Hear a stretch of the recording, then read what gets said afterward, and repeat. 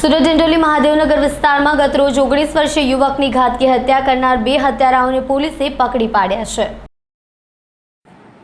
ડિંડોલી વિસ્તારમાં 19 વર્ષીય યુવકની હત્યાને પગલે સમગ્ર વિસ્તારમાં ભારે ચકચાર મચી ગઈ છે। બપોરના સમયે મોબાઈલ ફોન પર વાત કરતી વખતે ગાળો ન બોલવાના મુદ્દે ટકોર કરતા યુવકને ઘર પાસે જ તેના મિત્રોએ ચપ્પુના ઉપરાછાપરી ઘા ઝીકી મોતને ઘાટ ઉતારી દીધો હતો। આ અંગેની જાણ ડિંડોલી પોલીસને થતાં તેઓ ઘટના સ્થળે દોડી આવ્યા હતા। ડિંડોલી પોલીસે બંને હત્યારાઓને ઝડપી પાડ્યા હતા। प्राप्त माहिती अनुसार ડિંડોલી વિસ્તારમાં આવેલા મહાદેવનગરમાં રહેતો 19 વર્ષીય અંશ ઉર્ફે ગૌરવ આનંદ સરસાટ ગતરોજ રાત્રે 9:30 વાગે પોતાના ઘરની પાસે આવેલી સવિતા મેડિકલ સ્ટોર્સની ગલીમાં બેઠો હતો। દરમિયાન તેનો મિત્ર કૈલાશ રામસિંહ અને રાકેશ ઉર્ફે રાખુ સાવલે તેની પાસે આવ્યા। અંશ સિરસાટ કંઈ સમજી વિચારે તે પહેલા જ બંને યુવકો પૈકી રાકેશે અંશ સિરસાટને પાછળથી પકડી લીધો હતો અને કૈલાશે પોતાની પાસે રહેલા ચપ્પુથી ઉપરાછાપરી ઘા કરી અંશ સિરસાટને મોતને ઘાટ ઉતારી દીધો હતો। હત્યાને પગલે સમગ્ર વિસ્તારમાં ભારે ચકચાર મચી જવા પામી હતી। ચપ્પુના હુમલાને કારણે અંશ સિરસાટ ઘટના સ્થળે જ ઢળી પડ્યો હતો।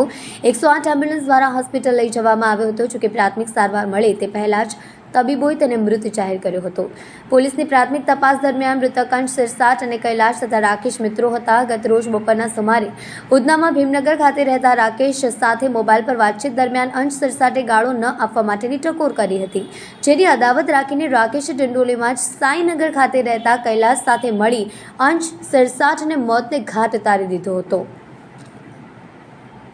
ડિંડોલી પોલીસ સ્ટેશન વિસ્તારમાં ગઈકાલે એક મર્ડરનો બનાવ બન્યો હતો। આ ઘટનામાં જે ભોગ બનનાર છે એ અંશ નામનો એક વ્યક્તિ છે કે જે 20 થી 22 વર્ષની એની ઉંમર છે। એ પોતાની સોસાયટી મહાદેવનગર 2 એ સોસાયટીમાં પોતાના એના એક નજીકના જે એક વ્યક્તિ હતા આસપાસ રહેતા એના સાથે એનો ઝઘડો થયો હતો।